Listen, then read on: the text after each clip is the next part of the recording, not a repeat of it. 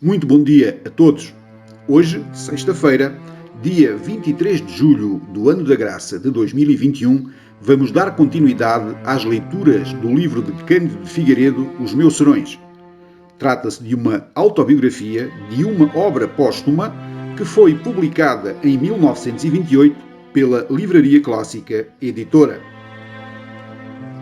Hoje vamos dar início a esta narração com o Aprendiz de Versos, que é o 6º capítulo.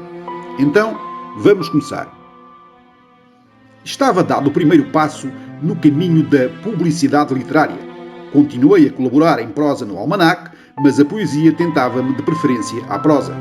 Ninguém me ensinara a fazer versos, mas eu queria fazê-los. Instintivamente ponderava a mim próprio que a música tem compassos e que os versos, visto que se cantam, devem ter medida. Mas que medida? Não me era fácil achar resposta para esta pergunta. Entretanto, filosofava. Os bons versos têm medida certa, e se eu puder fazer versos que tenham a medida dos que são bons, talvez a dificuldade se vença. Experimentemos. E abria o almanaque de lembranças para estudar a medida de alguns versos não muito compridos. Tomei, como base de operações, A Lua de Londres, de João de Lemos.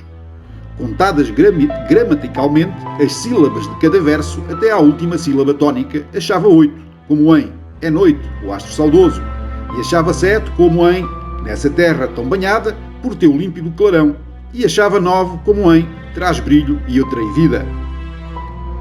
Verificava, entretanto, que muitos versos da Lua de Londres tinham 7 sílabas gramaticais, perfeitas, percebendo-me, portanto, que os meus versos, subordinados a tal medida, não deveriam estar longe da verdade. E assim, arrojei-me a fazer versos, muitos versos, que os meus condiscípulos achavam excelentes e que o meu professor, se lhes mostravam, não achava maus de todo, naturalmente porque não sabia mais do que eu. Em verificação.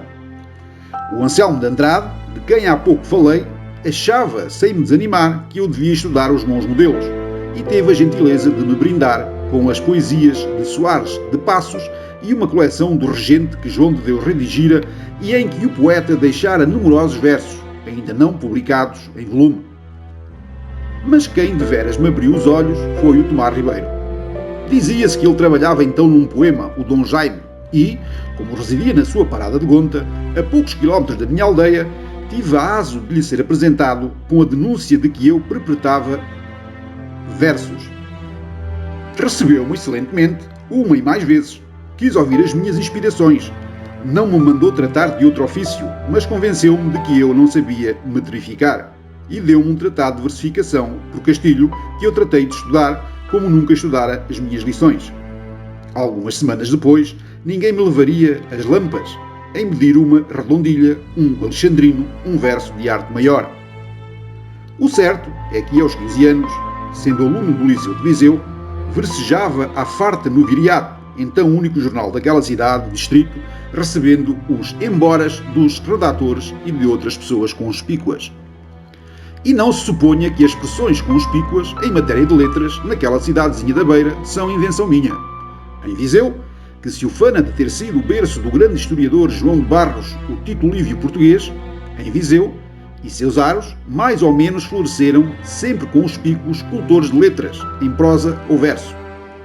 Por aquela época, notabilizou-se em poesia o autor de Dom Jaime, e na prosa o Dr. Silva Gaio, autor do famoso romance histórico Mário.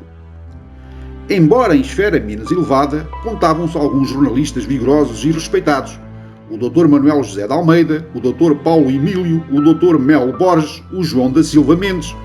Cultivavam brilhantemente a poesia duas irmãs, Glória Mota e Emília Mota, bem como o seu irmão Evaristo Mota, cujo pai, José António Correia da Mota, tinha ao fundo das escadinhas da Sé uma botica em que se reuniam e conversavam amigos de palestra e letras.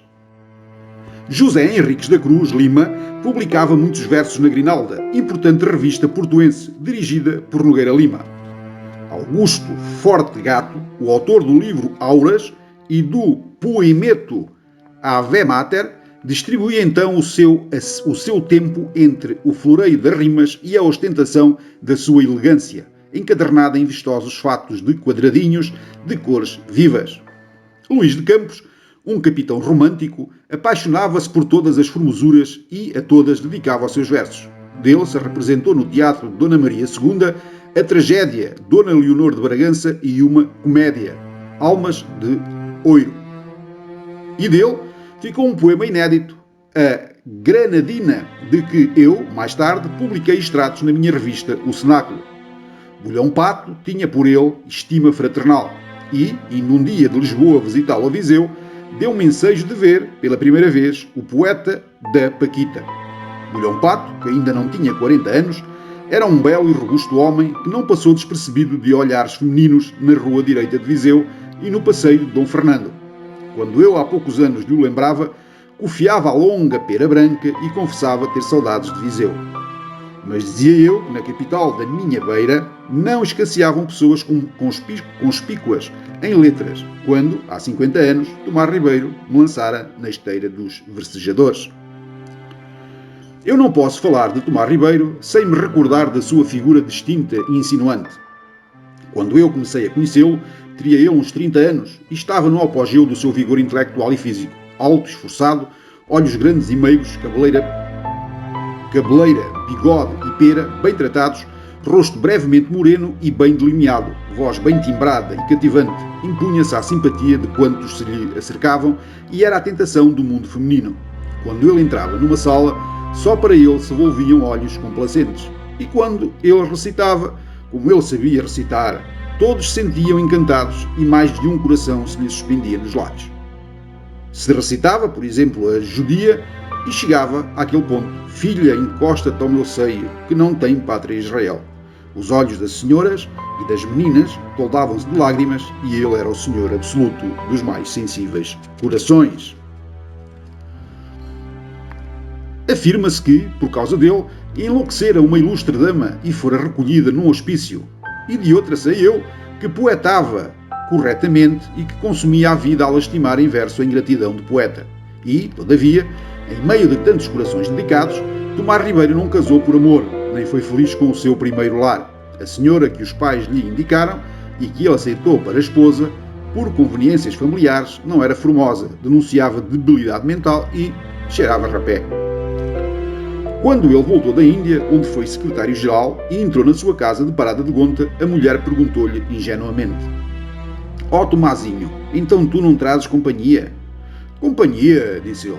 "Sim, disseram-me que tinhas casado na Índia com 2 bailarinas." "Não, filha, não tenho outra mulher senão tu." Aquela senhora, que se chamava Dona Maria da Glória, tinha caprichos que o Tomás aguentava com evangélica paciência. Como o poeta às vezes tocava guitarra e cantava uns fados, sucedia que Dona Maria da Glória, altas horas da noite, acordava na cama e, acotovelando o marido, inquiria: "Estás acordado?" "Estou, porque tu me acordaste." "Olha, estou agora a lembrar-me daquele bonito fado que tu ontem tocaste e cantaste às primas do Lobão. Se tu quisesses tocá-lo e cantá-lo agora, se queres." E Tomás Ribeiro sentava-se na cama, acendia a vela e, tomando a guitarra, que descansava numa preguiceira ao lado, punha-se a tocar e a cantar. Mas Tomás Ribeiro foi deputado, foi ministro e tinha de passar em Lisboa longos meses. Dona Maria da Glória Correia, minada talvez pelas saudades da guitarra, conseguiu que o marido a trouxesse para a sua companhia e veio ouvir o fado e tomar rapé na Rua da Cruz dos Poiais. Mas não tinha nascido para Lisboeta, faltavam-lhe aqui os patos e os perus, não via crescer as melancias da horta e não jogava à bisca com o pai, o Francisco José Correia, que quando não tinha parceiros para o voltarete, jogava a bisca com a filha. Depois que esta faleceu, Tomás Ribeiro, que merecia mais alguma coisa, construiu o novo lar, de que foram principal encanto 2 filhas, Irene e Branca de Gonta, a poetisa das matinas. Ora, muito bem, chegamos ao fim da leitura do 6º capítulo. Quero agradecer-vos a vossa atenção, quero desejar-vos um bom fim de semana e até segunda-feira, se não for antes, se Deus quiser. Muito obrigado.